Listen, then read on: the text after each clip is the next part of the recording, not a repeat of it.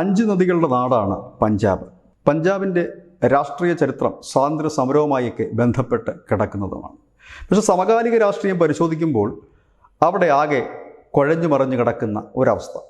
കാർഷിക സംസ്ഥാനമായ പഞ്ചാബ് കർഷക നിയമങ്ങൾ നടപ്പാക്കിയത് പ്രതിഷേധിച്ചുകൊണ്ടുന്ന സമരത്തിൽ ഏറ്റവും കൂടുതൽ സമരം കത്തിക്കാളി നിന്ന് 2 സംസ്ഥാനങ്ങളിലൊന്ന് പഞ്ചാബായിരുന്നു. പക്ഷെ പഞ്ചാബിൻ്റെ രാഷ്ട്രീയം എന്തെന്ന് ഇതുവരെ ആർക്കും മനസ്സിലാക്കാൻ കഴിഞ്ഞിട്ടുമില്ല. വിഘടനവാദത്തിന് വിത്തും വളവും നൽകി കോൺഗ്രസിൽ നിന്ന് നേട്ടം കൊയ്തെങ്കിലും പിന്നീട് ആ കോൺഗ്രസിനെയും പഞ്ചാബികൾ തഴയുന്നതാണ് കണ്ടത്. പക്ഷേ കോൺഗ്രസിനെ പൂർണ്ണമായും മനസ്സിൽ നിന്ന് പടിയിറക്കി വിടാൻ പഞ്ചാബികൾക്ക് കഴിയുന്നില്ല. കോൺഗ്രസിൻ്റെ തന്നെ മറ്റൊരു വകഭേദം പോലെയാണ് ആം ആദ്മി പാർട്ടി ഇപ്പോൾ അധികാരത്തിലിരിക്കുന്നത്. അപ്പോഴും കോൺഗ്രസിന് സ്കോപ്പുണ്ട്. BJPക്ക് അവിടെ വളർന്നു വരാൻ അനവധി കടമ്പകൾ കടക്കേണ്ടതായിട്ടുണ്ട്. 38% ഹിന്ദുക്കളുള്ള പഞ്ചാബിൽ BJP സംബന്ധിച്ച് സിഖ് സമുദായത്തിൽ നിന്നുള്ള നേതാക്കന്മാർ ഉണ്ടെങ്കിൽ മാത്രമേ മുൻപോട്ട് കുതിച്ചു കയറുവാൻ കഴിയൂ.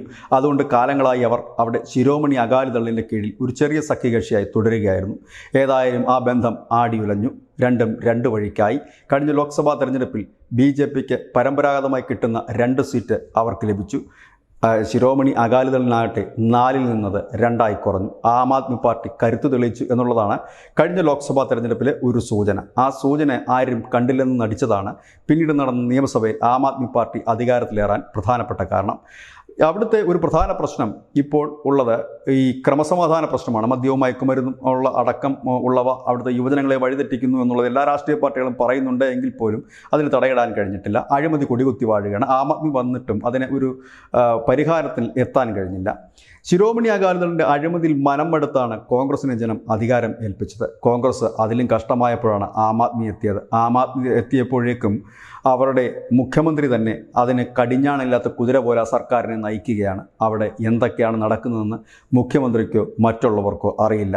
ഏറെക്കുറെ കേന്ദ്രം ഭരിക്കുന്ന ഒരു സംസ്ഥാനം പോലെയാണ് പഞ്ചാബിൻ്റെ ഇപ്പോഴത്തെ പോക്ക്. ഏതായാലും പഞ്ചാബിൻ്റെ രാഷ്ട്രീയ ചരിത്രം പരിശോധിക്കുമ്പോൾ 13 ലോക്സഭാ സീറ്റുള്ള പഞ്ചാബിൽ ഇക്കുറി ആർക്ക് നേട്ടമുണ്ടാക്കാൻ കഴിയുമെന്നുള്ളത് വലിയ കൗതുകം തന്നെയാണ്. പഞ്ചാബികളുടെ മനസ്സ് എപ്പോഴും കോൺഗ്രസിനോട് ചെറിയ ചായ്വ് കാണിക്കാറുണ്ട്. എന്നാൽ കോൺഗ്രസിനെ നിഷ്കരണം തള്ളിക്കളഞ്ഞ ചരിത്രവുമുണ്ട്.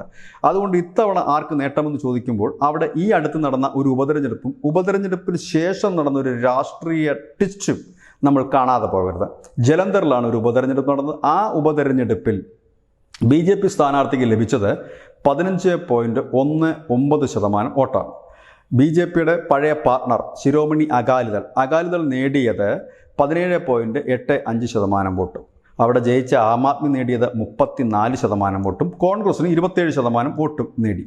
ഇവിടെയാണ് ബന്ധം പിരിഞ്ഞ ആം ആദ്മിയും BJPയും ഒരു കാര്യം ശ്രദ്ധിച്ചത്. അതായത് BJPയുടെ 15.19%ഉം ഈ അകാലിദളിൻ്റെ 17.85 ചേർന്നാൽ ഏതാണ്ട് 33% വോട്ട് ലഭിക്കും.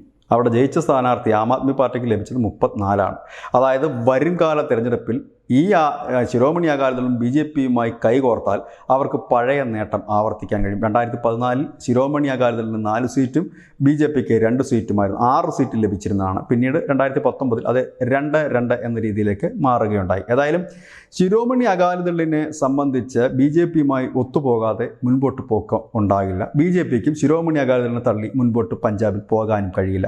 ഈ അകാലിദൾ എന്ന് പറയുമ്പോൾ ഒരു നവീകരണ പ്രസ്ഥാനമാണ്. ഈ ശിരോമണി അകാലിദളാണ് രാഷ്ട്രീയമായി നമ്മൾ അറിയപ്പെടുന്നത്, വലിയ ശക്തിയുള്ളത്. അനവധി അകാലിദൾ സംഘടനകളുണ്ട്. അത്തരത്തിൽ അകാലിദൾ സംഘടനയായ അകാലിദൾ അമൃത്സർ എന്ന് പറയുന്നൊരു സംഘടനയുണ്ട്. ആ സംഘടന 2.2% വോട്ട് ഈ തെരഞ്ഞെടുപ്പിൽ നേടിയെന്നത് ശ്രദ്ധേയമാണ്. അകാലിദളുടെ അനവധി സംഘടനകൾ നവീകരണ പ്രസ്ഥാനമാണ്. 1920 രൂപീകരിച്ച ഗുരുദ്വാരകൾ കേന്ദ്രീകരിച്ച് ഗുരുദ്വാരകൾക്ക് വേണ്ടി രൂപീകരിക്കപ്പെട്ട നവീകരണ പ്രസ്ഥാനങ്ങൾ അത് അനവധിയുണ്ട്. അനവധി ആളുകളുടെ പേരിലുണ്ട്. ഗ്രൂപ്പ് പോലെയാണത്. പക്ഷേ ഗ്രൂപ്പല്ല, അനവധി സംഘടനകളുണ്ട്. ഏതായാലും ശിരോമണി അകാലിദളും BJPയുമായി വീണ്ടും അടുക്കും എന്നുള്ളതിൻ്റെ ലക്ഷണങ്ങൾ കണ്ടു തുടങ്ങിയിട്ടുണ്ട്. ശിരോമണി അകാലിദൾ BJP വിട്ടത് കാർഷിക സമരം മുൻനിർത്തിയാണ് എങ്കിൽ പോലും അതായിരുന്നില്ല യഥാർത്ഥ കാര്യം. BJPയുടെ വലിയേട്ടൻ മനോഭാവവും അകാലിദളിനെ ഒരു ചെറിയ പാർട്ണറായി കരുതുന്നതുമാണ് അകാലിദളിനെ ഏറ്റവും കൂടുതൽ വിഷമിപ്പിച്ചത്. ശിരോമണി അകാലിദൾ എന്ന് പറഞ്ഞാൽ പഞ്ചാബിലെ പ്രബലമായ ശക്തമായ ഒരു പാർട്ടി തന്നെയാണ്. അവരെ കേന്ദ്രത്തിലേക്ക് എത്തുമ്പോൾ ചെറിയ പാർട്ണറായി കാണുന്ന BJPയുടെ നയത്തിൽ പ്രതിഷേധിച്ചുകൊണ്ടായിരുന്നു അവരുടെ ഒരു മന്ത്രിയെ പിൻവലിച്ചത്. അലയൻസിൽ നിന്ന് പിന്മാറുകയും ചെയ്തു. വീണ്ടും അലയൻസുകൾ ഉണ്ടാകാനുള്ള ചർച്ചകൾ പുരോഗമിക്കുന്നു, അലയൻസിലേക്ക് എത്തുകയാണ്. മറുഭാഗത്ത് കോൺഗ്രസ് ഒറ്റയ്ക്ക് പോരാടേണ്ട അവസ്ഥയാണ്. കാരണം കോൺഗ്രസ് ഉൾപ്പെടെ ചേർന്നുകൊണ്ട് INDA എന്ന് പറയുന്ന ഒരു മുന്നണി രൂപീകരിച്ചിട്ടുണ്ടെങ്കിലും ആ മുന്നണിയിൽ ആം ആദ്മി പാർട്ടി ഉണ്ട് എങ്കിലും ആം ആദ്മി പാർട്ടി തുടക്കം മുതൽ പറയുന്ന ഒരു കാര്യമുണ്ട്, ദില്ലി, പഞ്ചാബ്, രാജസ്ഥാൻ തുടങ്ങിയ ഇടങ്ങളിലൊന്നും കോൺഗ്രസുമായി ഞങ്ങൾ അലയൻസിനില്ല എന്നാണ്. കാരണം ആം ആദ്മി പാർട്ടി അധികാരത്തിലുള്ള സംസ്ഥാനമൊന്നും ദില്ലിയും മറ്റൊന്ന് പഞ്ചാബുമാണ്. അവിടെ കോൺഗ്രസുമായി അലയൻസിലേക്ക് പോയാൽ ആം ആദ്മി പാർട്ടി ഒന്നുമല്ലാതാകും. കാരണം ഇപ്പോൾ നിലവിൽ അവർ രണ്ടും ഭരിക്കുന്ന സംസ്ഥാനമാണ്. കോൺഗ്രസിനെ സംബന്ധിച്ച് പറഞ്ഞാൽ പഞ്ചാബ് അവരുടെ ഏറ്റവും ശക്തിയേറിയ അല്ലെങ്കിൽ ശക്തമത്തായ ഒരു കോട്ട തന്നെയാണ് പഞ്ചാബ്. അവിടെ അവർക്ക് മത്സരിച്ചേ മതിയാകൂ, കൂടുതൽ സീറ്റുകൾ നേടിയേ മതിയാകൂ. ഇവിടെ ആം ആദ്മി പാർട്ടിയെ സംബന്ധിച്ച് അവർക്കും സീറ്റ് നേടിയേ മതിയാകൂ. ഈ ഒരു സാഹചര്യത്തിൽ ഏതായാലും INDA മുന്നണി പഞ്ചാബിൽ മത്സരിക്കില്ല എന്നുള്ള കാര്യം 100% ഉറപ്പാണ്. കോൺഗ്രസിൻ്റെതായ രീതിയിൽ മത്സരിക്കും, ആം ആദ്മി പാർട്ടിയുടേതായ രീതിയിൽ മത്സരിക്കും. നമ്മുടെ കേരളത്തിലെ പോലെ CPM ഈ INDA മുന്നണിയുടെ ഭാഗമാണ്. പക്ഷേ കേരളത്തിൽ കോൺഗ്രസ് വേറെയും CPM വേറെയുമായി മത്സരിക്കുന്നത് പോലെ തന്നെയായിരിക്കും പഞ്ചാബിൽ തിരഞ്ഞെടുപ്പ്. പക്ഷേ അവിടെ മറ്റൊരു ട്വിസ്റ്റ് എന്ന് പറഞ്ഞു കഴിഞ്ഞാൽ ഈ BJPയും ശിരോമണി അകാലിദളും പഴയതുപോലെ സഖ്യത്തിലായി നിന്ന് മത്സരിക്കും. അങ്ങനെയെങ്കിൽ അവർക്ക് 2014 സീറ്റെങ്കിലും നിലനിർത്താൻ കഴിഞ്ഞേക്കും. അങ്ങനെയെങ്കിൽ അത് ഒരു വലിയ നേട്ടമായിരിക്കും പഞ്ചാബിൽ നിന്ന് NDA ഇല്ലെങ്കിൽ BJPക്ക് ഉണ്ടാകുന്നത്. നിലവിലത്തെ സാഹചര്യത്തിൽ BJPക്ക് 2 സീറ്റ് കിട്ടാനുള്ള സാധ്യതയുള്ളൂ. ആ 2 സീറ്റിൽ നിന്ന് അത് അലയൻസോട് ഉൾപ്പെടെ 6 സീറ്റിലേക്കോ 7 സീറ്റിലേക്കോ എത്തണമെങ്കിൽ ശിരോമണി അകാലിദൾ കനിഞ്ഞ് മതിയാകും. ഏതായാലും പഞ്ചാബിൻ്റെ നിലവിലത്തെ രാഷ്ട്രീയ സാഹചര്യം ഇങ്ങനെയാണ്. ശിരോമണി അകാലിദളും BJPയുമായി ഒരു അലയൻസിലേക്ക് നീങ്ങുന്നു.